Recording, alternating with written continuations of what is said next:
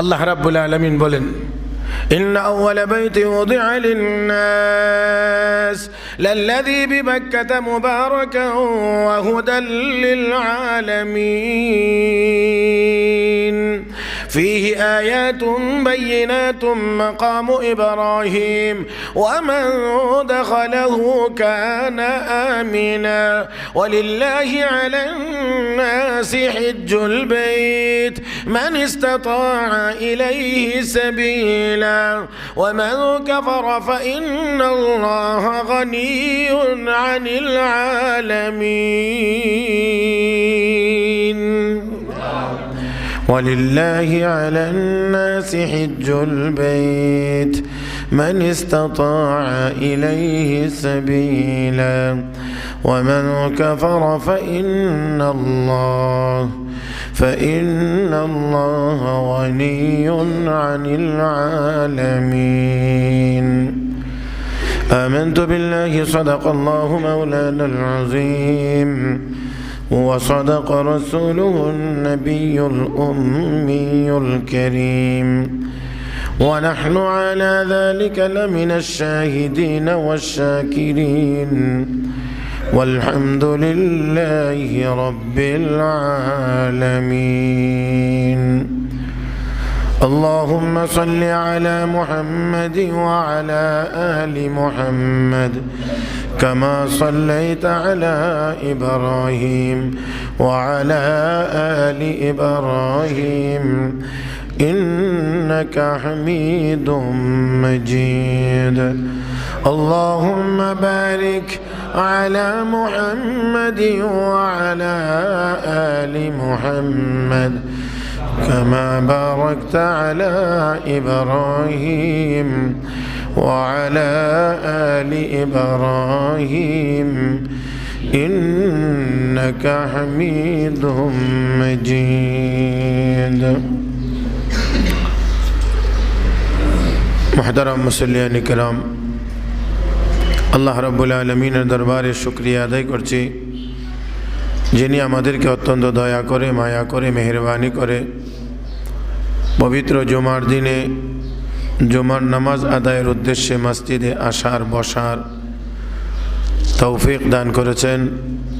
শুকরিয়া আদায় করছি, সবাই বলি আলহামদুলিল্লাহ।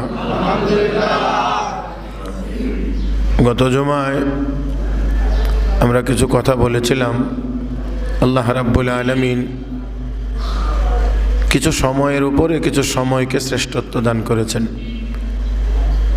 কিছু মানুষের উপরে আল্লাহ কিছু মানুষকে শ্রেষ্ঠত্ব দান করেছেন।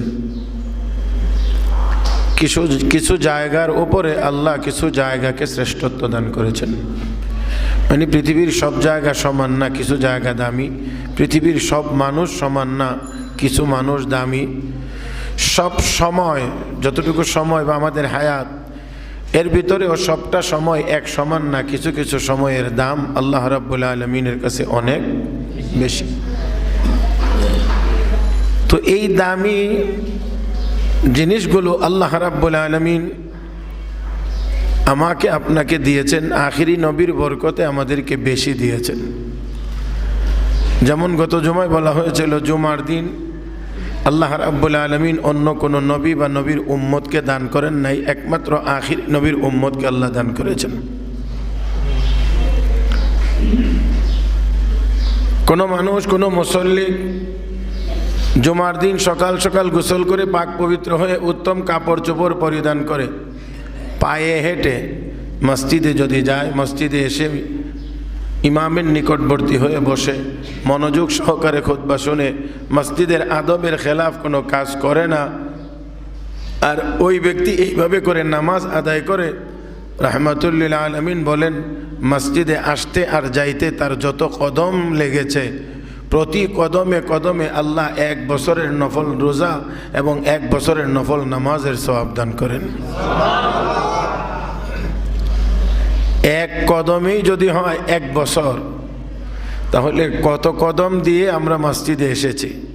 যদি ওইভাবে আমরা আসতে পারি, তাহলে 100 কদম যদি হয়, তাহলে তো 100 বছর, আসা যাওয়া 200 বছর। মুহতারাম হাজিরিন, তো আল্লাহ রাব্বুল আলামিন এই সময়ের উপরে সপ্তাহের 7 দিনের ওপরে এই শুক্রবার দিন জুমার দিনকে আল্লাহ রাব্বুল আলামিন শ্রেষ্ঠত্ব দান করেছেন। একজন মানুষের হায়াতের ভিতরে যৌবনকালটাকে আল্লাহ রাব্বুল আলামিন শ্রেষ্ঠত্ব দান করেছেন। এই জন্যে এই সময়ের ইবাদতের দাম বেশি, মূল্য বেশি, মর্যাদা বেশি।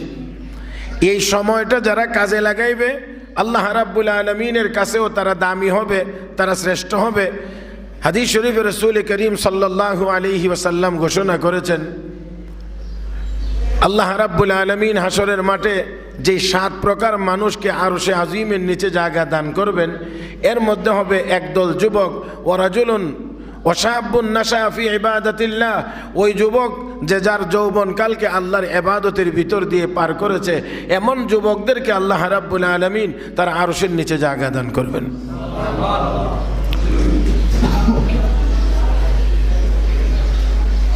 তো কাজে লাগাইলে যেমন করে আল্লাহ আরশের নিচে জায়গা দান করবেন, ঠিক তেমনিভাবে আবার ঘোষণা আরও আছে যে আল্লাহ রাব্বুল আলামিনের আদালত যখন কায়েম হবে, বিচারকের আসনে যখন আল্লাহ রাব্বুল আলামিন বসবেন, তখন প্রত্যেকটা মানুষকেই, প্রত্যেকটা আদম সন্তানকেই 5টি করে প্রশ্নের জবাব দিতে হবে।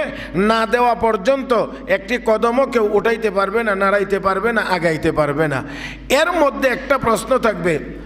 প্রথম প্রশ্নই হবে আন উমরিহি ফিমা আফনা, তোমার পুরো হায়াত কোথায় খরচ করেছো, যতটুকু হায়াত দিয়েছিলাম কিভাবে ব্যবহার করেছো, জবাব দাও। তার সাথে দ্বিতীয় নম্বর প্রশ্ন হবে ওয়ান শাবাবিহি ফিমা আবলা,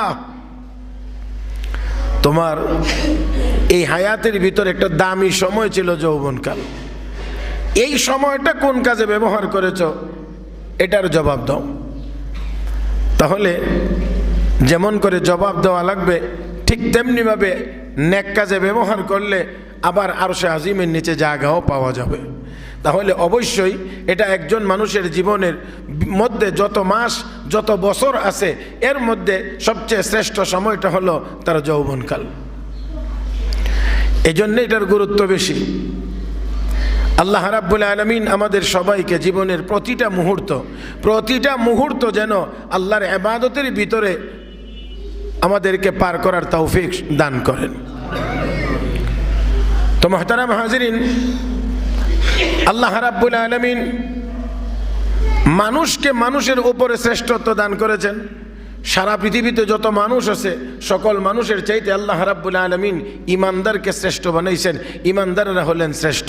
হাদিস শরীফে আল্লাহ রাসূল সাল্লাল্লাহু আলাইহি ওয়াসাল্লাম ঘোষণা করেছেন, লা তাকুমুস সাআ হাত্তা ইউকালা ফিল আরদি আল্লাহ আল্লাহ আল্লাহ আল্লাহ বলার মতো একজন মানুষ থাকবে তো দুনিয়াও থাকবে, আসমান জমিন সব ঠিক থাকবে। একজন ইমানদার থাকবে না তো দুনিয়া ঠিক থাকবে না। এতে করে তো বোঝা যায় যে দুনিয়াটা আল্লাহ রাব্বুল আলামিন আল্লাহর ইবাদতের জন্য, আল্লাহকে ডাকার জন্যে, আল্লাহর জিকিরের জন্যে, আল্লাহকে সেজদা দেওয়ার জন্যে আল্লাহ দুনিয়া বানাইছেন। অতএব আল্লাহর গোলামি চলবে না তো আল্লাহ দুনিয়া রাখবেন না।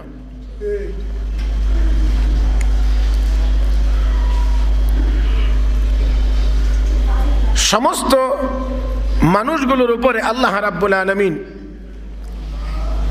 ইমানদারদেরকে শ্রেষ্ঠ বানাইছেন। তার ইমানের কারণে শ্রেষ্ঠ। যত দুর্বলই হোক তার ইমান, সেই ইমানদারদের মধ্যে আল্লাহ রাব্বুল আলামিন ধাপে ধাপে ধাপে ধাপে ধাপে ধাপে শ্রেষ্ঠত্বের আসন নির্ধারণ করেছেন। একেবারে একেবারে সর্বোচ্চ আসনে বসা আছেন আমার আপনার নবী, দুজাহানের নবী, বিশ্ব নবী, নবী মুহাম্মদুর রাসূলুল্লাহ সাল্লাল্লাহু আলাইহি ওয়াসাল্লাম। সবচাইতে উপরের আসনে আমার আপনার নবী বসা। তো যাই হোক, আসুন, তো আল্লাহ রাব্বুল আলামিন এই শ্রেষ্ঠত্ব যে দান করেছেন, গত জুমায় বলা হয়েছিল দুনিয়ার সব জায়গার চাইতে মসজিদ শ্রেষ্ঠ, আর সকল মসজিদগুলোর চাইতে বাইতুল মুকাদ্দাস শ্রেষ্ঠ। বাইতুল মুকাদ্দাস জেরুজালেমে যা অবস্থিত, বাইতুল মুকাদ্দাস আমাদের প্রথম কেবলা। এই কেবলা সর্বোত্তম, সব মসজিদের চাইতে শ্রেষ্ঠ। সেই বাইতুল মুকাদ্দাসের চাইতে মসজিদে নববী, মদিনার মসজিদ শ্রেষ্ঠ। আর সেই মসজিদে নববীর চাইতেও বাইতুল্লাহ, কাবাতুল্লাহ যা মক্কায় অবস্থিত, সেই ঘর শ্রেষ্ঠ। আল্লাহ রাব্বুল আলামিন বলেন, إن أول بيت وضع للناس للذي ببكة مباركا وهدى للعالمين فيه آيات بينات مقام إبراهيم ومن دخله كان آمنا ولله على الناس حج البيت من استطاع إليه سبيلا ومن كفر فإن الله غني عن العالمين। এই পৃথিবীর সর্বপ্রথম ঘর যা মানুষের জন্য বানানো হয়েছে, إن أول بيت وضع للناس للذي ببكة মক্কায় অবস্থিত, মুবারাকান ঘরটা বড় বরকতময়। কিময়? বরকতময়। তাহলে এই ঘর আল্লাহ বানাইছেন বরকত হিসাবে, বরকতময়। মুহতারাম হাজিরিন, তাহলে এই বরকত যদি কেন্দ্রীয় মসজিদ হয় তাহলে এই মসজিদগুলো হলো শাখা, তাহলে বরকত তো ওইখানে নাজিল হবে আর সেখান থেকে বন্টন হয়ে সব যা মসজিদে মসজিদে যাবে। মুহতারাম হাজরিন, কিতাবে লেখে যে কোনো মহল্লায় আল্লাহর রহমত নাজিল হয় তো এটা আগে মসজিদে নাজিল হয়, এখান থেকে অন্যদিকে ছড়ায় সব দিকে। তাহলে মসজিদের সাথে যাদের সম্পর্ক হবে, মসজিদের সাথে তাদের জীবন হবে বরকতময়, তাদের জীবন হবে বরকতময়। মুহতারাম হাজরিন, আমরা বুঝি আর না বুঝি আমাদেরকে অবশ্যই স্বীকার করতে হবে যেই জীবনের ভিতরে রব্বে করিমের পক্ষ থেকে বরকত নাই, মাল বেশি হওয়ার পরেও আরাম নাই। এই জন্যে দোয়ার মধ্যে আমাদের বুজুর্গরা সেখানে দোয়া করবো আল্লাহ যেন বরকতওয়ালা মাল দান করেন, বরকতওয়ালা মাল যেন দান করেন। আমার ভাইয়েরা, রসুল করিম সাল্লাল্লাহু আলাইহি ওয়াসাল্লামের সাহাবী হযরত আবু হুরায়রা রাদিয়াল্লাহু তাআলা আনহু, হযরত আবু হুরায়রা রাদিয়াল্লাহু তাআলা আনহু, এই সাহাবীকে বরকতের সাহাবী বলা হইতো। হযরত আবু হুরায়রা রাদিয়াল্লাহু তাআলা আনহু আমরা মোটামুটিভাবে কম বেশি সবাই জানি যে হযরত আবু হুরায়রা রাদিয়াল্লাহু তাআলা নবীর দরবারে সব সময় পড়ে থাকতেন, সব সময় পড়ে থাকতেন। নবী দুনিয়া থেকে ইন্তেকাল করার মোটামুটি 3 বছর বা তার চেয়ে সামান্য কম বেশি আগে হযরত আবু হুরায়রা কালেমা পড়ে মুসলমান হয়েছিলেন। তাহলে মুসলমান হওয়ার পরে খুব অল্প সময় আল্লাহর নবীকে হযরত আবু হুরায়রা পেয়েছেন 3 বছরের মতো, কিন্তু দেখা গেছে সেই আবু হুরায়রা সব সাহাবীর চাইতে বেশি হাদিস বর্ণনা করেছেন। সব সময় নবীর দরবারে পড়ে থাকতেন, নবীর জবান থেকে কোনো কিছু নি বের হয় আর উনি এই কথাটা শুনতেন।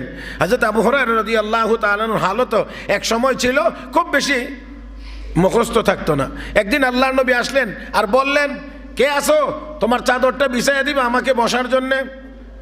আল্লাহর নবীর সাহাবী হযরত আবু হুরায়রা বলেন, আমি চাদর বিছাইয়া দিলাম। নবী চাদরের উপরে বসলেন, তারপরে আমাকে বললেন এই চাদর তোমার সিনার সাথে লাগাও। হযরত আবু হুরায়রা বলেন, আমি এই চাদর যেদিন থেকে আমার সিনায় লাগাইছি ওই দিন থেকে যা শুনি আর একটুও ভুলি না, সব মুখস্থ থাকে আর ভুল হয় না, ভুলি না। কতটুকু পরিমাণ মুখস্থ শক্তি! আল্লাহ রাব্বুল আলামিন আসলে যাকে যেই কাজের জন্য কবুল করেছেন তাকে আল্লাহ ওই কাজ অনুযায়ী যোগ্যতা দান করেন। আল্লাহ যাকে যেই কাজের জন্য কবুল করেছেন সেই অনুপাতেই তাকে সেই যোগ্যতা আল্লাহ রাব্বুল আলামিন দিয়ে থাকেন। মুহতারাম হাজরিন, তো দেখেন এক এক কাজের জন্য আল্লাহ এক এক দলকে কবুল করেছেন।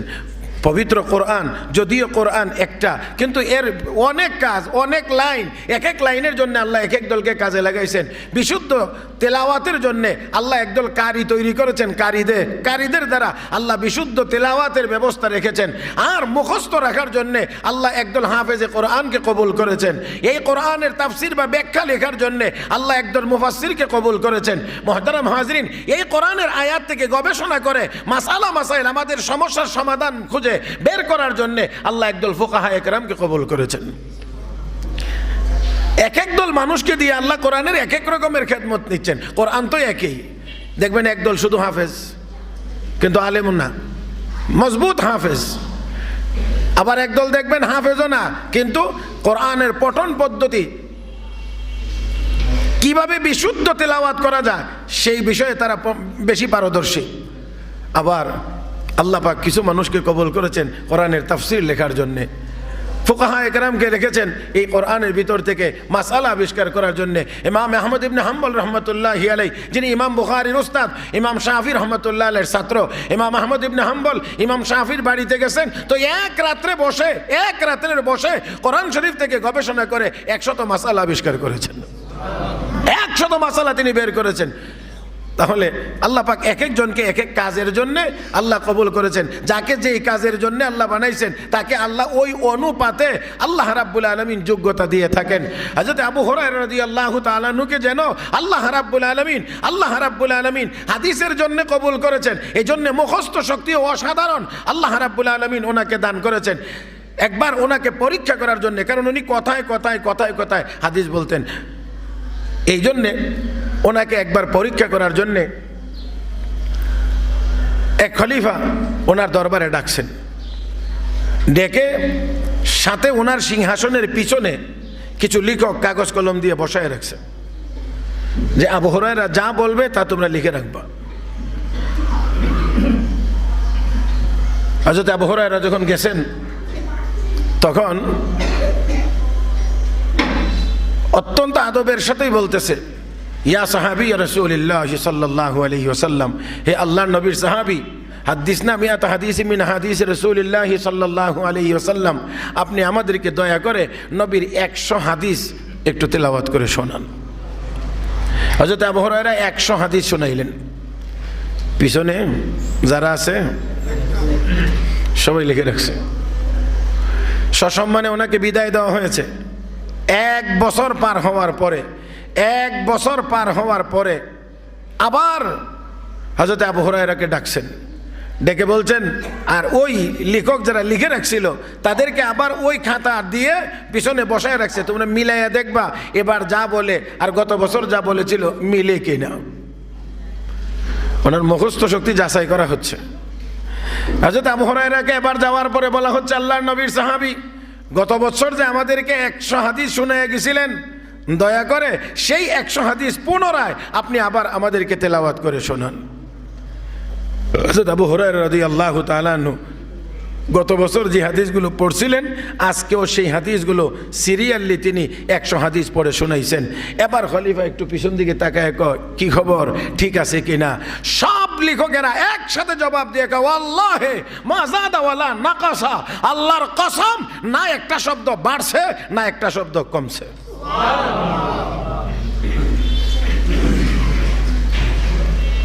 আল্লাহ। ইমাম বুখারী রহমতুল্লাহি আলাইহি, যাকে আমিরুল মুমিনিন ফিল হাদিস বলা হয়, মানে হাদিস শাস্ত্রে উনি সকলের আমির, ইমাম বুখারী রহমতুল্লাহি আলাইহি, ওনাকে পরীক্ষা করার জন্য একবার বাগদাদে নেওয়া হয়েছে। আল্লাহ, আমি আপনাদেরকে কতটুকু বুঝাইতে পারবো একটু খেয়াল করে যদি বুঝেন আর কি আপনারা, তাহলে আমার জন্য সহজ হবে। যাওয়ার পরে 10 জন মুহাদ্দিস, 10 জন বসানো হয়েছে, এক একজনে 10টা করে হাদিস পড়বে। আপনারা একটু ভালোভাবে খেয়াল করতে হবে। 10 জন মুহাদ্দিস, এক একজনে 10টা করে হাদিস ওনাকে শোনাইবেন। এখানে একটা কথা আগে বুঝে নিতে হবে, হাদিসের বর্ণনা সূত্রকে সনদ বলা হয়। কে কার কাছ থেকে শুনছেন, কে কার কাছ থেকে শুনছেন, কে কার কাছ থেকে শুনছেন, রাসূল পর্যন্ত, এটাকে সনদ বলা হয়। আর মূল হাদিসটাকে মতন বলা হয়। বর্ণনা সূত্র হলো কে কার কাছ থেকে, যিনি বর্ণনা করছেন এই হাদিস উনি কার কাছ থেকে শুনছেন, উনি কার কাছ থেকে শুনছেন, উনি কার কাছ থেকে শুনছেন, এইভাবে করে এই বর্ণনাটাকে সনদ বলা হয়। তো 10 জন মুহাদ্দিস ঠিক করা হয়েছে 10টা করে হাদিস পড়বেন, তবে সনদ এক হাদিসের, মতন আরেক হাদিসের। যেই বর্ণনা সূত্রে যেই হাদিস সেটা না, বর্ণনা সূত্র একটা, মূল হাদিস আর একটা লাগাইয়া দেওয়া হয়েছে। এইভাবে করে 10 জনে 10টা করে হাদিস পড়বে। এবার বলেন দেখি কেমন উল্টাপাল্টা, সনদ একখানের হাদিস আর একখানের নিয়ে লাগাইয়া দেওয়া হয়েছে। এইভাবে একজনে এরকম করে একটা হাদিস পড়ছেন, পরে জিজ্ঞেস করা, এবার ইমাম বুখারীকে জিজ্ঞাসা করছেন এই হাদিসের ব্যাপারে আপনার মতামত কি? ইমাম বুখারী আস্তে করে জবাব দিয়ে বলছেন লা আরিফুহু, এই হাদিস আমি চিনি না, এই হাদিস আমি চিনি না। দ্বিতীয় হাদিস পড়ছেন, তো দ্বিতীয় হাদিস ও একইভাবে পড়ছেন, সনদ এক জায়গার, হাদিস আর এক জায়গার। এখন আবার বলছেন ফামা রায়ুকা ফি হাযাল হাদিস লা আরিফুহু, আমি এটা চিনি না। এইভাবে করে উনি 10 হাদিস শেষ করছেন। দ্বিতীয়জন একই পদ্ধতিতে 10 হাদিস পড়ছেন, এক এক হাদিস পড়ার পরেই জিজ্ঞেস করেন হাদিসের ব্যাপারে আপনার মতামত কি? লা আরিফুহু, আমি চিনি না। আল্লাহ, এইভাবে করে 10 জন 10 হাদিস করে পড়লেন, 100 হাদিস পড়া হয়েছে। 100 হাদিসেই সনদে আর মতনে কোনো মিল নাই, সনদ এক জায়গার, হাদিস আর এক জায়গার, জোড়া দেওয়া হয়েছে। এবার 10 জনে যখন 100 হাদিস পড়া শেষ করলেন উলট পালট করে, এবার ইমাম বুখারী রহমতুল্লাহ আলাইহি আবার ডাইন দিকে আসলেন। 1 নাম্বার উনাকে বলছেন আপনি প্রথম হাদিস পড়েছিলেন এই হাদিসের সনদ বলছিলেন এই, হাদিস বলছিলেন এই, আপনার এই সনদে এই হাদিস নয়, আপনার এই সনদের সাথে ওই হাদিস। এবার উনি যেইভাবে 1 নাম্বার আপনি বলছিলেন এই সনদ, এই সনদে বলছিলেন এই হাদিস, এই সনদে এই হাদিস নয়, এই সনদে ওই হাদিস। দ্বিতীয় হাদিস পড়ছিলেন এইভাবে আপনি পড়েছিলেন এই সনদ এই হাদিস, আপনার এই দ্বিতীয় সনদের হাদিস এটা না ওইটা। জানি না আমি বুঝাইতে পারছি কিনা। উনি যা পড়ছিলেন প্রথমে ওনারটা শোনাইলেন, যে উলট পালটটা করছিলেন এই উলট পালট শোনাইলেন, তারপরে সঠিকটা কোনটা ওই সঠিকভাবে বললা তারপরে ওনাকে ঠিক করছেন। একজন করে ঠিক করার পরে দ্বিতীয় জনকে ধরছেন, আপনি এই 10 হাদিস এইভাবে পড়ছিলেন, এই সনদ এই হাদিস, এই সনদ এই হাদিস, এই সনদ এই হাদিস, এই সনদে এই হাদিস না, এই সনদে ওই হাদিস, ওই সনদে এই হাদিস, এইভাবে করে দ্বিতীয় জনকে ঠিক করলেন। 10 জনে মিলে যেই 100 হাদিস সনদে আর মতনে উল্টা পাল্টা করে পড়ছিলেন, ইমাম বুখারী প্রত্যেকেরটা একবার শোনার মধ্য দিয়েই মুখস্থও করেছিলেন, তাদের ভুলটাও ঠিক মুখস্থ করেছিলেন, আবার সংশোধন কোনটা এটাও তিনি পাল্টা সবাইকে শোনাইয়া দিয়েছেন।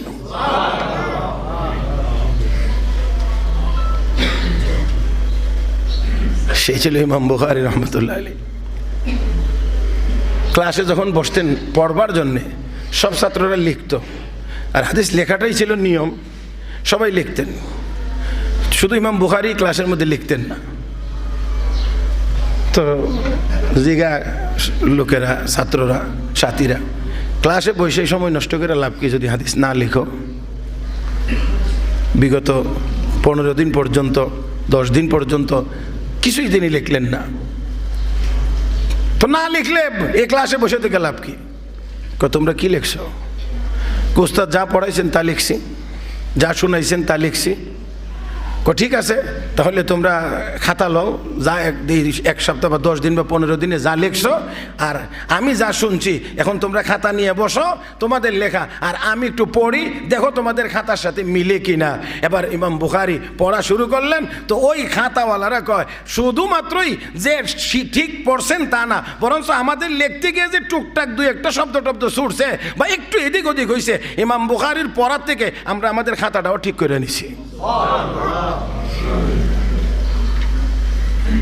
তো আল্লাহ রাব্বুল আলামিন এক একজনের উপরে শ্রেষ্ঠত্ব দান করেছেন। মুহতারাম হাজিরিন, তো আবার আমি আবারও বলছি, তো হাদিস শাস্ত্রে ইমাম বুখারী রহমতুল্লাহ আলাইহি আমিরুল মুমিনিন ফিল হাদিস, আবার ফিকহের ক্ষেত্রে ফুকাহায়ে কেরামের মধ্যে ইমাম আবু হানিফা রহমতুল্লাহ আলাইহি হলেন ইমামে আজম, তিনি বড় ইমাম। ওনার এক উস্তাদ বহুত বড় মুহাদ্দিস ইমাম বুখারী রহমতুল্লাহ আলাইহির সনদের ভিতরেও সেই ইমাম আমাশ সুলাইমান ইবনে মেহরান আল আমাশের নাম আছে। ইমাম আমাশ রহমতুল্লাহি আলাইহি অনেক বড় মুহাদ্দিস, সেই মুহাদ্দিসের ছাত্র ইমাম আজম আবু হানিফা রহমতুল্লাহি আলাইহি। কিন্তু লক্ষ্য করে দেখেন, ইমাম আজম আবু হানিফা রহমতুল্লাহ আলাইহি ওনার কাছ থেকে হাদিস পড়েছেন। সেই ইমাম আমাশের বাড়িতে একদিন চোর ঢুকছে, চুরে ঢুকে মালামাল যখন সব রেডি করছে, তো ইমাম আমার সজাগ হয়ে গেছে। এখন সজাগ হয়ে গেলে চুরেরা এখন তো চিন্তা, এখন আমাদেরকে তো চিনে ফেলছে। হুজুর তো গিয়ে সকালবেলায় লোকদের কাছে জানাইবে যে এই লোকগুলো গত রাত্রে আমার বাড়িতে চুরি করতে ঢুকছিল। এই জন্যে সবাই মিলে হুজুরের উপরে এবার অ্যাটাক হলো এই যে হুজুর আপনি কিন্তু কারো কাছে আমাদের নাম বলতে পারবেন না। এইভাবে যদি 10 জন 15 জন চোরে অ্যাটাক করে তাহলে উনি তো বলবেন এই অবশ্যই যে আমি বলবো না।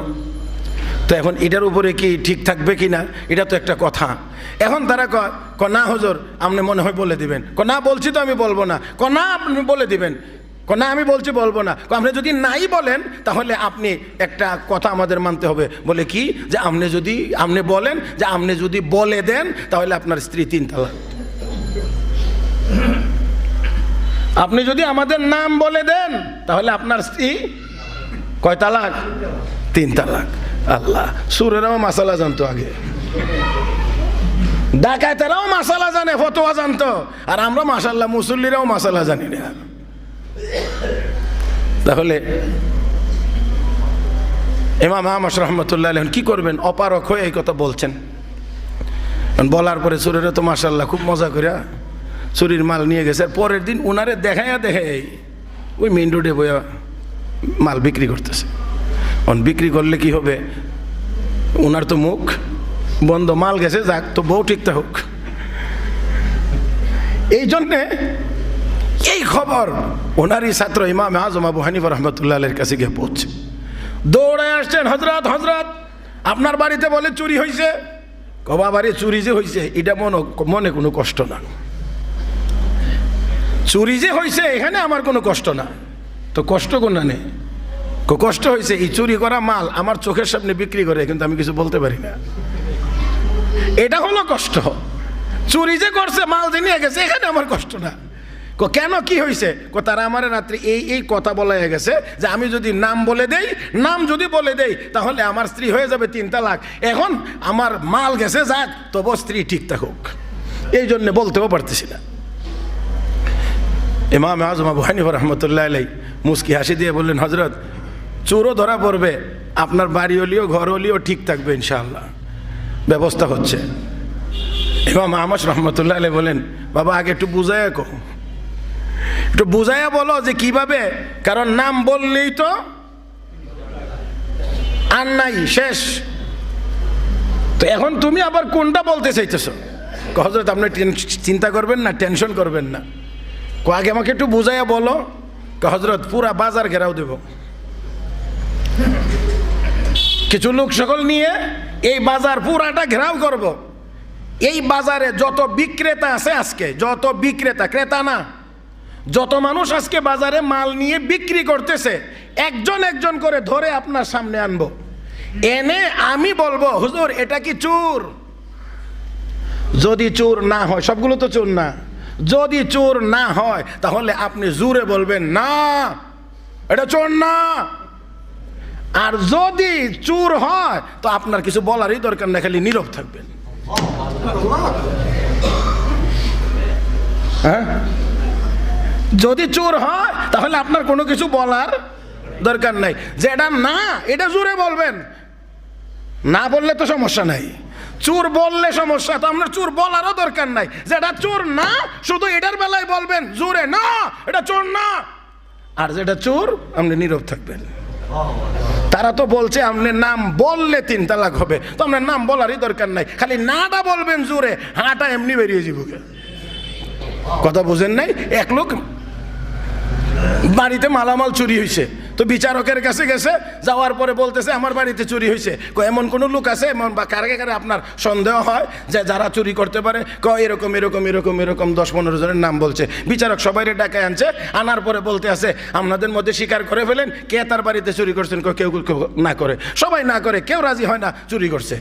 আচ্ছা ঠিক আছে, যদি আপনারা কেউ চুরি না করে থাকেন তো ভালো কথা, তবে আমি সবার হাতে এক সমান, এক লম্বা, সবার হাতে একটা করে ছোট ছোট লাঠি দেব। এই লাঠিটা সবাই নিয়ে আজকে যার যার বাড়িতে রাখবেন, আগামীকাল আবার এসে এনে আমার কাছে জমা দিবেন। তো জমা দিলে কি হবে? যার যে চুরি করছেন তার লাঠিটা 1 হাত লম্বা হয়ে যাবে। কি হয়ে যাবে? লাঠি আবার লম্বা হয় কেমনে? এখন সুর যেটা হে গিয়ে বাড়িতে বউর লোকে বুদ্ধি করে কইছে তোর লাঠি বলে এক হাত লম্বা হয়ে যাব, তো কাম তো আমি। মুসলমান ইমাম আজম আবু হানিফা রহমতুল্লাহি আলাইহি, ইমাম আজম আবু হানিফা রহমতুল্লাহি আলাইহি বললেন, হযরত যখন বলবেন আমি বলবো চোর, এটা চোর না হইলে জোরে বলবেন না, আর যখন চোর আসবে সামনে তখন আপনার কিছু বলার দরকার নাই, এতে করে আপনার ঘরও ঠিক থাকবে, চোরও ধরা পড়বে। এই হলো ফুকাহায়ে কেরামের কাজ। আমার ভাইয়েরা, তো আল্লাহ পাক এক একজনকে এক একজনের উপরে শ্রেষ্ঠত্ব দান করেছেন, শ্রেষ্ঠত্ব দান করেছেন। মুহতারাম হাজরিন, মুহতারাম হাজরিন, তাই আসুন এইভাবে করে যদি আমরা যাইতে থাকি উপরের দিকে দেখা যাবে একের উপরে এক, একের উপরে এক শ্রেষ্ঠত্ব আল্লাহ রাব্বুল আলামিন দান করেছেন। আর সবাইকে সবচাইতে বেশি শ্রেষ্ঠ বানাইছেন আমার আপনার নবী, দু জাহানের নবী মুহাম্মদুর রাসূলুল্লাহ সাল্লাল্লাহু আলাইহি ওয়াসাল্লামকে। জায়গার দিক দিয়ে যদি আমরা শ্রেষ্ঠ দেখি তাহলে সর্বশ্রেষ্ঠ জায়গা আমরা দেখতে পাবো বাইতুল্লাহ, খানা কাবা, সর্বশ্রেষ্ঠ জায়গা, সর্বশ্রেষ্ঠ ঘর কার? আর এই ঘরটা হলো বরকতময়, বরকতময়। হযরত আবু হুরায়রা রাদিয়াল্লাহু তাআলা আনহুর কথা বলতে গিয়ে এত দূর পর্যন্ত গিয়েছি। হযরত আবু হুরায়রা রাদিয়াল্লাহু তাআলা আনহু নবীর সাহাবী, নবীর সাহাবী, সময় ছিলেন অল্প নবীর খেদমতে, কিন্তু হাদিস বর্ণনা করেছেন সবচেয়ে বেশি। হাদিসের কিতাব উল্টাইলি দেখবেন আনাবি হুরায়রা, আনাবি হুরায়রা, আনাবি হুরায়রা, আনাবি হুরায়রা। এখানে আবার আরেকটি কথাও আছে, হযরত আবু হুরায়রার আসল নাম কিন্তু আবু হুরায়রা না। হযরত আবু হুরায়রার নাম যে কি এটাও সবাই জানেও না। শুধু জানে না, না আমরা জানি না, শুধু তা না, মুহাদ্দিসিনে কেরামের মধ্যে 20টা মত আছে আবু হুরায়রার নাম কি। এর মধ্যে একটা হলো তার নাম, ইসলামের আগে, মুসলমান হওয়ার আগে তার নাম ছিল আব্দে শামস, সূর্যের সন্তান, সূর্যের গোলাম। পরবর্তীতে তার নাম হয়েছে আব্দুর রহমান। কিন্তু নবী যখন দেখছেন তার কাছে ছোট বিড়ালের বাচ্চা, তখন নবী ডাক দিয়েছিলেন ইয়া আবা হুরায়রা, ইয়া আবা হুরায়রা, হে বিড়ালের বাবা। আচ্ছা কোনছেন, এটা কি কোনো ভালো অর্থবোধক? এটা কি কোনো ভালো অর্থবোধক? নিশ্চয়ই না। কিন্তু নবী ডাক দিয়েছেন ইয়া আবা হুরায়রা, হে বিড়ালের বাবা। হযরত আবু হুরায়রা কয় অর্থ যেটা মনে চাই এটা হোক, নবীর পবিত্র জবানে যেইটা দিয়া ডাক দিছে আমার নাম এটা, যার কারণে এখন আর ওনার নামই খুঁজে পাওয়া যায় না, এখন শুধু আবু হুরায়রা, এখন শুধু আবু হুরায়রা, কারণ নবীর জবানে ডাক দিয়েছেন, নবীর জবানে ডাক দিয়েছেন। মুহতারাম হাজরিন, মুহতারাম হাজরিন, হযরত আলী রাদিয়াল্লাহু তাআলা আনহু, হযরত আলী রাদিয়াল্লাহু তাআলা আনহু বাড়িতে একটু সামান্য অভিমান করে মসজিদে গিয়ে শুয়ে রইছেন। নবী খুঁজতে লাগলেন, আবু আলী কোথায় আছে রে, কোথায় আছে, দেখো তো মসজিদে। গিয়ে দেখা যায় হযরত আলী যে চাদরটা বিছাইয়া মসজিদে শুয়েছিলেন, পুরা চাদরটা আর এখন জায়গাতে নাই, একটু গুছাইয়া গেছে, আর হযরত আলীর পিঠের একটা অংশ মাটির সাথে লেগে আছে। বিশ্ব নবী আবার মসজিদের ভিতরে গিয়ে হযরত আলীকে ডাক দিলেন, কুম ইয়া আবা তুরাব, কুম ইয়া আবা তুরাব, হে মাটির বাবা ওঠো। কথা কয় না রে, হে মাটির বাবা, কুম ইয়া আবা তুরাব, হে আবু তুরাব, মাটির বাবা ওঠো। এর থেকে হযরত আলী রাদিয়াল্লাহু তাআলার উপনাম হলো আবু তুরাব। আবু তুরাব, আবু তুরাব, মাটির বাবা। নবীজি শুয়ে, হযরত আলী শুয়েছিলেন, মাটির মধ্যে পিঠ লেগেছিল, এই জন্য নবী ডাকলেন, কুম ইয়া আবা তুরাব, হে আবু মাটির বাপ ওঠ।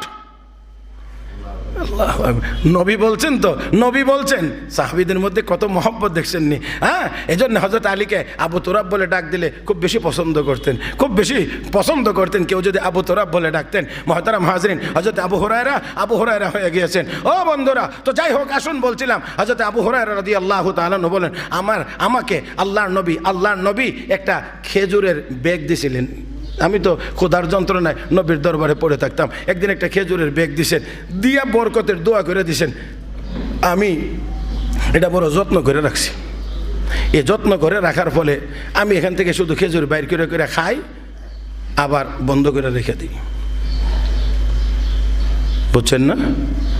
দেখি না, শুধু আমার যখন দরকার হয় আমি এখান থেকে খুলে ভিতর থেকে বের করে আমি খেজুর খাই, আবার মুখটা আটকায়া আবার রেখে দেই। এইভাবে করে আল্লাহর নবী দুনিয়া থেকে বিদায় হয়ে গেছেন, আমার খেজুরের ব্যাগ এখনো আছে। হযরত আবু হুরায়রা রাদিয়াল্লাহু তাআলা আনহু বলেন, খেলাফতের দায়িত্বে আসলেন আবু বকর সিদ্দিক রাদিয়াল্লাহু তাআলা আনহু। প্রায় 2.5 বছর ছিলেন হযরত আবু বকর। এই 2.5 বছর আমি এই ব্যাগ থেকে খেজুর বের করে খাইলাম। আল্লাহু আকবার বলবেন না? 2.5 বছর এখান থেকে খেজুর বের করে খাইলাম, যখনই খাই খাওয়ার পরে আবার মুখটা বন্ধ করে রেখে দেই, আবার যখন হাত দেই আবার দরকার হলে আবার এখান থেকে খেজুর খাই। হযরত আবু বকর দুনিয়া থেকে চলে গেলেন, খেলাফতের দায়িত্বে আসলেন। খেলাফতের দায়িত্বে আসলেন হযরত ওমর ফারুক রাদিয়াল্লাহু তাআলা আনহু। 10 বছর খেলাফতের দায়িত্বে ছিলেন। আমি 10 বছরে এই ব্যাগের ভিতরে থেকে খেজুর বের করে খেয়েছি। আল্লাহ, হাত দিলেই পাওয়া যেত। হ্যাঁ, হযরত উসমান যুন্নুরাইন রাদিয়াল্লাহু তাআলা ক্ষমতায় আসলেন, আমিরুল মুমিনিন হইলেন। আমি এখান থেকে খেজুর বের করে করে খাইতাম। হযরত উসমানের যখন শাহাদত হয়ে গেল, হযরত উসমান শাহাদত বরণ করলেন মসজিদের মদিনার ভিতরে। হযরত উসমান নিজের বাসভবনের ভিতরে কোরআনের তেলাওয়াতরত অবস্থায় শাহাদত বরণ করেছিলেন। ও মুসলমান, হযরত উসমান যুন্নুরাইন রাদিয়াল্লাহু তাআলা আনহু শাহাদত বরণ করেছেন নিজের বাসভবনে বিদ্রোহীদের হাতে। কোরআনের তেলাওয়াতরত অবস্থায় কোরআন তেলাওয়াত করছিলেন। হযরত উসমানের শাহাদতের রক্তের ফোঁটা কোরআনের গায়ে গিয়ে পড়েছিল। যেই আয়াতের উপরে পড়েছিল সেই আয়াত ছিল ফাসায়াকফিকাহুমুল্লাহ ফাসায়াকফিকাহুমুল্লাহ ওয়া হুয়াস সামিউল আলিম। এই আয়াতের উপরে হযরত উসমানের শাহাদতের রক্ত পড়েছিল। আমার ভাইয়েরা, হযরত আলী রাদিয়াল্লাহু তাআলা আনহু যারা মুসলমান মদিনায় ছিলেন, তখন হজের সময় ছিল, বেশি মুসলমান ছিলেন না, অল্প কিছু মুসলমান ছিলেন মদিনায়। আমার বন্ধুরা, তারপরেও হযরত আলী রাদিয়াল্লাহু তাআলা আনহু গিয়ে বললেন, আমিরুল মুমিনিন হুকুম দেন আমরা তাদের বিরুদ্ধে জিহাদ করব, আমরা তাদের বিরুদ্ধে জিহাদ করব। হযরত উসমান ডাক দিয়ে বলেন, না না, আমি উসমান আমার ব্যক্তিকে শুধুমাত্র বাঁচানোর জন্যে মদিনা, নবীর মদিনা রক্তাক্ত হবে এটা আমি কোনোভাবেই চাই না। রাহমাতুল লিল আলামিনের এই মদিনা রক্তাক্ত হবে এটা আমি ওসমান চাই না। এই জন্য আমি প্রয়োজনে শাহাদত বরণ করব, কিন্তু জিহাদের হুকুম দিয়ে মদিনায় আমি রক্তের বন্যা বইতে চাই না। হযরত ওসমান শাহাদত বরণ করলেন কোরআনের তেলাওয়াতরত অবস্থায়। ও মুসলমান, যারা দুনিয়াতে শাহাদত বরণ করে হাসরের ময়দানে কেউ না কেউ তাদের পক্ষে সাক্ষী হবে, শাহাদতের সাক্ষী। শাহাদতের সাক্ষী হবে, কারো সাক্ষী হবে গাছ, কারো সাক্ষী হবে মসজিদ, কারো সাক্ষী হবে ময়দান, কারো সাক্ষী হবে পাহাড়। যে কোনো জিনিস তার শাহাদতের পক্ষে আল্লাহর দরবারে সাক্ষী হবে। আল্লাহ, তোমার এই বান্দা শহীদ হয়েছিলেন, শাহাদত বরণ করেছিলেন। আর আল্লাহর নবীর সাহাবী হযরত উসমান যুন্নুরাইন রাদিয়াল্লাহু তাআলা আনহুর শাহাদতের সাক্ষী হবে স্বয়ং আল্লাহর কোরআন। হযরত উসমানের শাহাদতের সাক্ষী হবে আল্লাহর কোরআন। তাহলে মর্যাদার কিছু বিষয় আসেনি এখানে আলাদা করে। মুহতারাম হাজিরিন, স্বয়ং কোরআন বলবে আল্লাহ তোমার উসমান শহীদ। তাহলে কোরআন যদি বলে তাহলে আরো কিছু লাগে? কথা কয় না, আরো কিছু লাগে? মুহতারাম হাজরিন, আমি মনে হয় একদিন শোনাইছিলাম, তারপরও শুধুমাত্র ছোট্ট করে বলছি। তাহলে এই হযরত আক্তাস মাওলানা মুফতি জারু আলী খান রাহমাতুল্লাহ আলাইহি ইন্তেকালের আগে উনি ওনার ক্লাসে ছাত্রদেরকে বলে গিয়েছেন, আমি একদিন স্বপ্ন দেখি আমার ইন্তেকাল হয়েছে, আমাকে কবরে দাফন করা হয়েছে, সবাই চলে এসেছে, এমন সময় কবরে আমাকে জীবিত করা হয়েছে। ইতিমধ্যেই দেখি সুন্দর সুদর্শন যুবকের মতো কে জানি আমার ডান দিক দিয়ে মাথার পাশে এসে দাঁড়াইছে, আরেকজন আমার বাম দিক দিয়ে পায়ের কাছে এসে দাঁড়াইছে। এমন সময় দুইজন লোক আসছে কবরে প্রবেশ করতে চা। এই দুইজন জিজ্ঞা, তোমরা কে? তোমরা কে? আমরা মুনকার নাকির। তো এখানে কেন? কই লোকটার সাথে কিছু কথাবার্তা আছে, কিছু জিজ্ঞাসা করা লাগে। কবরে গেলে জিগাইবনি? কি জিগাইতে চাও কাগজে লিখে দাও, কলম দাও, আমরা উত্তর দিয়ে দেই। লোকটাকে ডিস্টার্ব করে না, চলে যাও। তারা কাগজে লিখে দিছে প্রশ্ন, উত্তর ওই দুইজনে দিয়ে দিছে, চলে গেছে। এবার জিজ্ঞেস করে, তোমরা কারা? আমারে কোনো কিছু জিগাইতে দিলা না, উত্তর তোমরাই দিলা। ডাইন সাইডে যে সে আমি হইলাম তোমার জীবনের ফজরের নামাজ। খুব গুরুত্ব সহকারে ফজরের নামাজ তুমি আদায় করেছো সারা জীবন। এই জন্য আল্লাহ আমাকে তোমার সহায়তার জন্য কবরের মধ্যে প্রেরণ করে দিয়েছে। বাম পাশে যিনি দাঁড়িয়ে আছেন, তুমি কে? আমি হলাম তোমার জীবনের কোরআন। কোরআন তোমার জীবনের তেলাওয়াত করা কোরআন, এবং কোরআনের যে তাফসির তুমি পড়াইতা, বড় গুরুত্ব সহকারে কোরআনের তাফসির পড়াইতা। এই জন্য আল্লাহ আমাকে প্রেরণ করে দিয়েছেন তোমার সহায়তা করার জন্য। আহা, হযরত এই কথা নিজে বলার পরে বলেন, আহ, এমন স্বপ্ন দেখতে তো ভালোই লাগে, এমন স্বপ্ন দেখতে তো ভালোই লাগে। ও মুসলমান, দেখেন, উনি বলেন আমি একদিন রাস্তা দিয়ে হাঁটছি, হঠাৎ করে তাকায় দিকে পিছনে এক সাপ আমার দিকে দৌড়ে আসতেছে। আমি খুব দ্রুত হাঁটতে লাগলাম, কিন্তু যতই দ্রুত হাঁটি ততই দেখি এটা আমার আরও নিকটে চলে আসছে। তখন বুঝলাম যে এটা আমি দ্রুত হেঁটে আর কিছু করতে পারবো না। কয়েকবার ঘুরে দাঁড়াইলাম, কোরআনের কিছু আয়াত দোয়া পড়লাম, পড়ার পরে জমিন একটা দাগ দিলাম, এভাবে একটা রেখা টান দিয়ে বললাম তিলকা হুদুদুল্লাহ, এটা আল্লাহর দেওয়া সীমানা। তিলকা হুদুদুল্লাহ, এটা আল্লাহর দেওয়া সীমানা। যেই মাত্র এই আয়াতগুলো পরে দোয়া পরে আমি যখন এমনি টান দিলাম, রেখা দিলাম, দাগ দিয়ে বললাম এটা আল্লাহর সীমানা, সাপ এখানে এসেই দাঁড়ায় গেছে, সামনের দিকে আর আগায় না। মুহতারাম হাজরিন, তাহলে আল্লাহ রাব্বুল আলামিন কিছু মানুষের উপরে মানুষকে শ্রেষ্ঠত্ব দান করেছেন। আমরা শ্রেষ্ঠত্ব খুঁজি ভিন্নভাবে। সেই জন্যে আসুন, মসজিদ হলো বরকতময় জীবনের জায়গা। এই মসজিদের সাথে সম্পর্ক যাদের হবে তাদের জীবন হবে বরকতময়। মুহতারাম হাজরিন, যতটুকু উপলব্ধি করতে পারবো বরকত কোন জিনিসের নাম, ততটাই মনে হয় আমাদের হৃদয়ে আগ্রহ জাগবে যে আমার জীবনটা যেন বরকতওয়ালা জীবন হয়, আমার মাল যেন বরকতওয়ালা মাল হয়, আমার সন্তান যেন বরকতওয়ালা সন্তান হয়। হযরত আনাস ইবনে মালিক রাদিয়াল্লাহু তাআলা আনহুকে ওনার মা যখন নিয়ে গিয়েছিলেন নবীর দরবারে গিয়ে বলছিলেন, ইয়া রাসূলুল্লাহ, আপনার জন্য একটা ছোট্ট খাদেম নিয়ে এসেছি। নবী তখন তার জন্য দোয়া করেছিলেন অনেকগুলো। এর মধ্যে যেই দোয়া আল্লাহর নবী দোয়া করেছেন, আল্লাহুম্মা বারিক ফি মালিহি ওয়া ওয়ালাদিহি ওয়া আতিল উমরা ওয়াগফির যামবা। আল্লাহ আনাসের মালে বরকত দাও, আল্লাহ আনাসের আওলাদে বরকত দাও, আল্লাহ আনাসের হায়াতে বরকত দাও, আল্লাহ আনাসের জিন্দেগির গুনাহ মাফ করে দাও। নবী দোয়া করেছেন চারটা, আল্লাহ আনাসের মালে বরকত দাও। হযরত আনাস বলেন নবীর দোয়ার বরকতে এমন বরকতই হয়েছে, অন্যদের বাগানে বছরে ফল আসতো একবার, আর আমি আনাসের বাগানে ফল আসে 2 বার। নবী দোয়া করছিলেন যে আল্লাহ আনাসের আওলাদে বরকত দাও। সুবহানাল্লাহ, এই ওয়াজ করা যাবে না মনে হয় এখন এই যুগে, এই আধুনিক যুগে এই ওয়াজ করলে সমস্যা, কারণ আমরা তো এখন 2টার বেশি না, একটা হলে ভালো হয়। আর হযরত আনাস বলেন দোয়ার বরকতে আল্লাহ আমার আলী আওলাদে এই পরিমাণ আল্লাহ বরকত দিয়েছেন। ওয়ালাকাদ দাফানতু মিয়াতান ইল্লা সিনতাইন।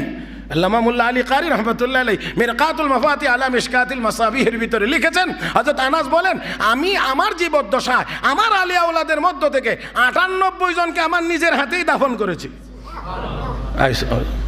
আস্তে সুবহানাল্লাহ, আরো আস্তে কর না, 98 জন শুধু দাফনই করছে, তো আর বাকি যা আছে এই যুগে যদি জিন্দা থাকতেন উনি তো গুলি করে মেরে তো কবে বলে সর্বনাশ, কি কাম শুরু করছে। হ্যাঁ, হযরত আনাস বলেন আমার বংশের ভিতর থেকে 98 জন আমি দাফন করেছি। আর হযরত আনাস তাও বলেছেন ওয়ান আরজুর রাবিয়া আল্লাহ। 3 নম্বর হলো রাসূল দোয়া করেছেন আল্লাহ আনাসের হায়াতে বরকত দাও, হায়াত লম্বা করে দাও। আল্লাহ এত লম্বা আমার হায়াত দিয়েছেন, ওয়ালাকাদ বাকিতু হাত্তা সাইমাতিল হায়াত, আল্লাহ আমার এত লম্বা হায়াত দিয়েছে যে আমার আর দুনিয়াতে থাকতে আর ভালো লাগে না। আর কত থাকবো দুনিয়াতে, বিরক্ত হয়ে গেছি, দুনিয়া আমার জন্য পুরান হয়ে গেছে, এটা তার থাকতে ভালো লাগে না। এত লম্বা হায়াত আল্লাহ আমাকে দান করেছিলেন। হযরত আনাস বলেন নবীর 3 দোয়া তো আমি দুনিয়াতে নগদই ফেলেছি, তো আরেকটা যে রয়েছে আল্লাহ রাসূল দোয়া করেছেন আল্লাহ আনাসের গুনাহ মাফ করে দাও। আনা আরজুর রাবিয়া, আমি আশাবাদী নবীর 4 নম্বর দোয়াও কবুল হইছে আর আমার গুনাহ আল্লাহ মাফ করে দেবে। আল্লাহ আমাদেরকে বুঝার তৌফিক দান করুন, সবাই বলি আমিন। মুহতারাম হাজরিন, তো আমরা বরকতওয়ালা জীবন চাইলে মসজিদওয়ালা জীবন লাগবে। কথাগণ তো মসজিদের সাথে সম্পর্ক জান দিয়েও হতে হবে, মাল দিয়েও হতে হবে। গত জুমায় 10 জন পাইছিলাম, 10 জন। আমার একটা টার্গেট আছে, আপনাদেরকে পরে শোনাইব। তবে আজকে আল্লাহর বান্দা কে আছেন, একজন মানুষ আমি